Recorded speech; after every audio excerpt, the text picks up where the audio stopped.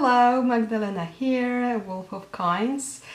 Today I thought I would share with you my take on reading the non-scenic pips.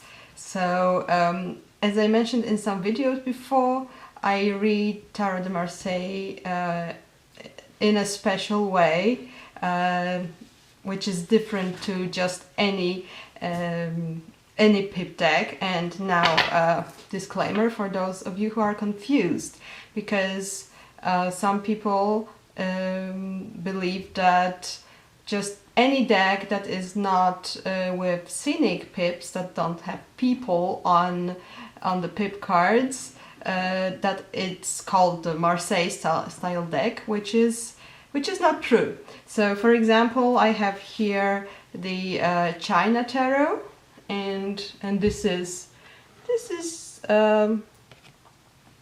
in this case it's called wands, but really it's pins, whatever. It's 7 of wands, so we just have 1, 2, 3, 4, 5, 6, 7 wands, right? In Tarot de Marseille, first of all, we always have traditional representations of the suits, but also they are arranged in a predetermined fashion, which is important, and which is recreated in basically every Marseille style deck. So, for example, because you can arrange the objects, the symbols of the suit in various ways. So if we take the 6 of coins from China Tarot and the 6 of coins from Tarot de Marseille, you will see that the distribution of the coins is different, and every Tarot de Marseille will have this predetermined arrangement, not just 2 and 2, but 4 and 1 on the top and 1 at the bottom. So this is what is different about these. But numerology, using numerology and suits for reading pips, as well as reading pips as trumps technique, it can be worked with both Tarot de Marseille and any pip deck, which is fun, and I just wanted to talk about it right now. So yeah, as I mentioned, with Tarot de Marseille, always when I look at the spread, first thing is just I see whether the imagery just brings to mind any interpretation. That's my first go. And then if there isn't anything in particular, or I want more information, I look at the number and the suit. So I use the numerology technique. First I wanted to say that what I did for today's video was just sit down with a piece of paper and and a pen, and from my head I wrote down what the numbers from 1 to 10 in the tarot mean to me. And this is just something that I use for my readings, but I will not lie, I'm leaning heavily on Jodorowsky's system. So this is how I learned Tarot de Marseille, but I'm pretty sure that through the years there are some layers that piled over just the things that I read in Jodorowsky's book. So this is just my take, and I wanted to make this video also because I remember how I wanted to learn to read Tarot de Marseille or just pip style decks, and I was very confused and at a loss, what am I supposed to do? And I really appreciated various inputs from different sources. So maybe this will be helpful to you. I personally really connect every of the number from 1 to 10 and the pips with the magician run away with major arcana. So come on. So yeah, first up we have the magician, number 1. He is the possibilities. He is connected to all of the aces. So 4 aces. And what I see it as is it's the seed. It's a great but not yet manifested power. It's a chance, it's an opportunity. And then I just think about what suit this ace is from. So just quickly, wands for me would be action, passion, work, and everyday struggle as well. Cups would be relationships, love, communication. Of course, these are just really keywords that open much broader meanings, but this is my starting point.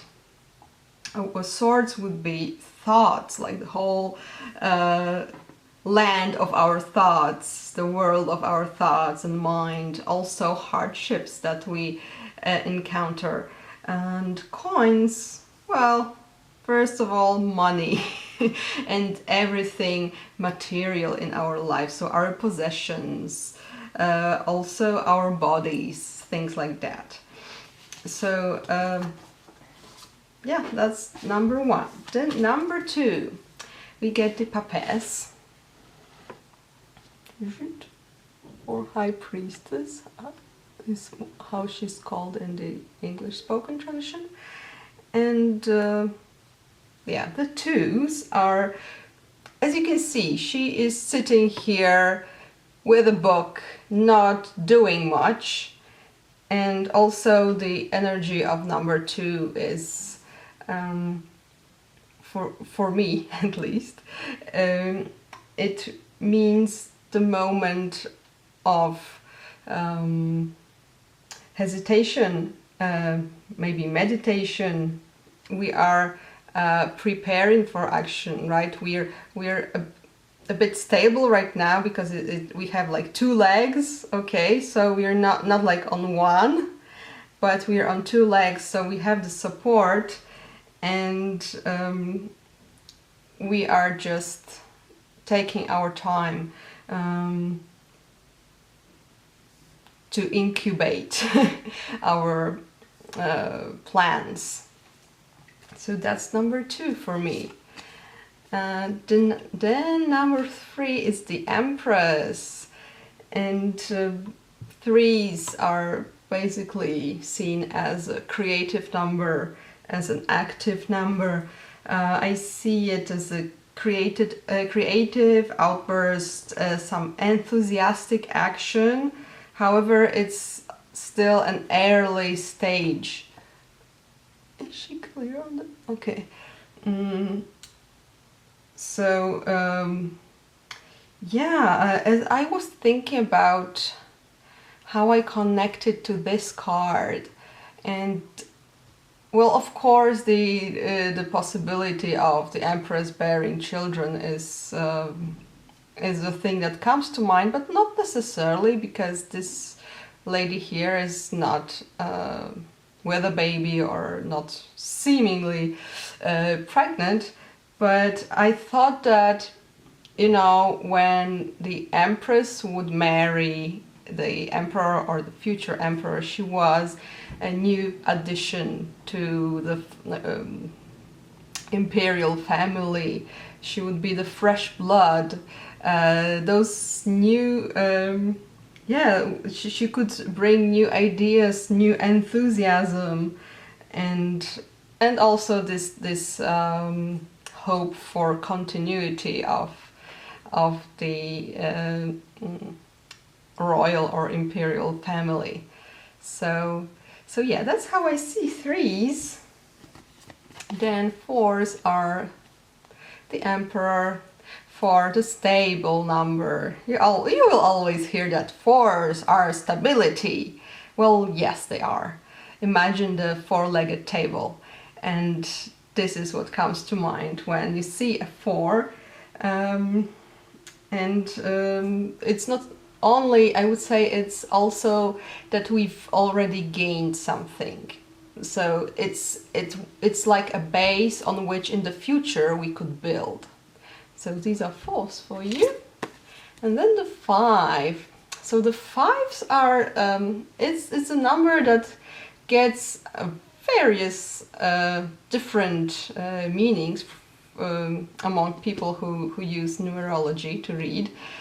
And I was thinking how to connect the meaning to this card, because often fives mean change, and when you look at this card, it's well, the Pope is he symbolizes tradition, so how is it connected to change? I was just wondering, and then I stumbled upon a fragment in Yoav Ben Doff's book about how the Pope, because I see fives as reaching up, so from the stable base that we got in the fours, reaching up for something more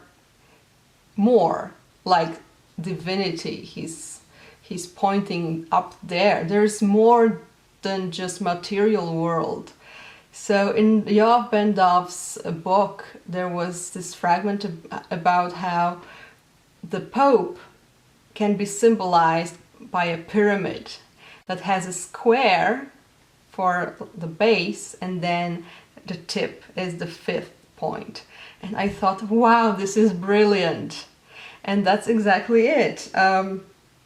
So I see fives as, who would say, I want more, I want something more. I know there is something I've already gained in the fours, but I can see that there is other world ahead around me, and I'm trying to reach beyond what I've accomplished by now. So it can also mean change then, because I'm going out of this base that I already have to find something new. So then I will change something probably. And also what I love is, well, it might not be relevant, but I find it cool that actually the 5 in Roman numerals it's a pyramid upside down. Isn't that awesome? So yeah, these are the 5s. And then the 6s. The 6 is a number of harmony, and I connect this card less with choice, more with simply with love and pleasure. So for me, 6s are harmony, happiness, peace and pleasure. And it is also really nicely, you can see it very well here. Many people say this is like people at a table, so enjoying, for example, food or each other's company. But yeah, these are like, they are surrounded. They surrounded the table and they're enjoying themselves. And then, what do we have here? Number 7. So according to some systems, 7s would be going inside yourself, maybe meditating or something like that. But since I connect the numbers to the major arcana, I cannot see it really as going inside, because he is obviously going out to the world. Look at me, be impressed by me. I am triumphant. So for me, sevens are going out, and also according to numerology it's 4 plus 3. So we get, I love it really, we get this square of the Chariot and the triangle of the person here, of this prince or knight. So we are going out to the world, we are acting in the world. However, it's not this, well, fresh and maybe a naive our outburst of power of the threes. It's more like we already went through some stuff. We have this base, as I said, in the 4. This is the 4, this is our base, our experiences, our skills that we've learned and that we've gained already. This is bucking us up. We are backed up by this, and then we go to the world. So yeah, we act in the world using our experience and resources and whatever else we have. Then number 8. This is the most stable number of all. It's 2 plus 2 plus 2 plus 2 or 4 plus 4. However you look at it, it's just very stable. It's balance, it's perfection, it's being content, it's being at peace, but not very mobile. Maybe like a shadow of the 8 could be being too content with oneself, being too convinced that I've already accomplished everything, right? So these are the 8s for me. Then we get the Hermit, and you see, for me 9s are this inner reflection. So he's looking back, he's looking, well, in Tarot de Marseille the directions are very important. So if he's facing the left of the card, it means he's looking at the past. So he's with his little light, his lamp, he's examining what happened, and he has learned from the previous experiences, and maybe he wants to look at them from a different perspective.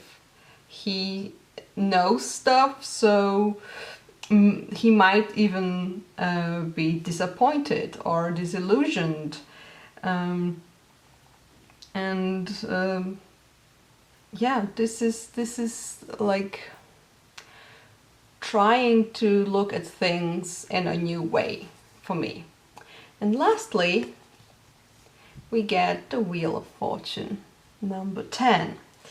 So in the 10s, you know, the cards are very, very full.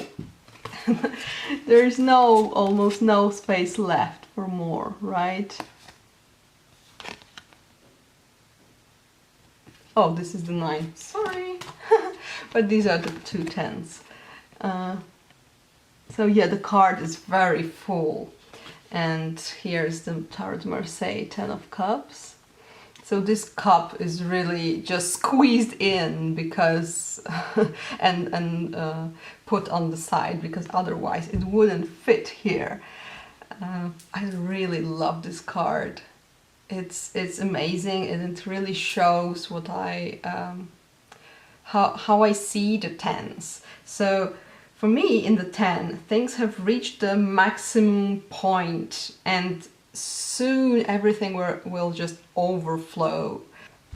We see that this cap might resemble, well, for me, it's my, you know, things that I think about when I look at this, but this, for example, when we have the lotus flower, when the seeds are ready to fall off, it just opens and the seeds like go out, and then the cycle is completed, it's finished. So and then we are preparing for something new. Jodorowsky says he has this idea of suits being in order of each other. So he says that this is the future ace of coins, so that the cups turn into coins. So finishing here, we start anew in the coins. But anyway, here you have this change of Wheel of Fortune. So the full cycle is done and we are starting again. So yeah, these are my pips for you. I hope you've enjoyed. If you have any questions, please ask. I love getting comments. So thank you so much for watching, and I'll see you next time. Bye!